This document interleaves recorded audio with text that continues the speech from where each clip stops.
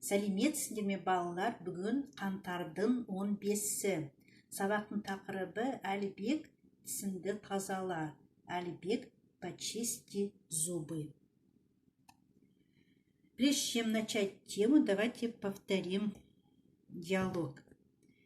Сен кімнің суретін саласың? Мен атамның суретін саламын. Сен қайда барасың? Мен бассейнге барамын. Сен суда жүзесің бе? Ты плаваешь в воде? Мен суда жүземін. Сен не жасайсың? Что ты будешь делать? Мен қайық жасаймын. Вспомни слово қайық. Я буду делать лодку. Сен не құрастырасың? Что ты будешь составлять?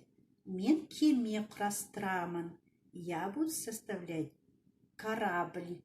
Корабль, кеме. Сенің қандай ойыншықтарың бар? У тебя какие игрушки есть? Менің машинем, қуршағым, қонжығым, қояным бар. Машине қандай ойыншық? Машина какая игрушка? Машина твердая игрушка.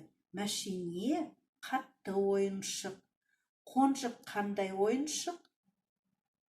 Медвежонок какая игрушка? Қонжық жұмсақ ойыншық. Жұмсақ ойыншық, мягкая игрушка. По нашей теме Әлібек тісіңді тазала. Познакомимся новыми словами. Жаңа сөздер. Тара, расчеши, бет, лицо. Мы все время говорим, да? Мысалы, 10-шы бет, 10-й страница. Бет переводится лицо, бет переводится страница. Тазала, почисти. Таза, знакомое слово, да? Чисто. Кір, грязно. Жеймін, ем, кушаю. Шемін, пью. Тазалық, чистота. Сақтаймын, соблюдаю.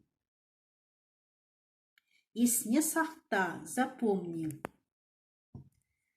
10-шы бет на 10-й странице. Мен шашымды тараймын. Я расчесываю волосы. Сен шашыңды тарайсың.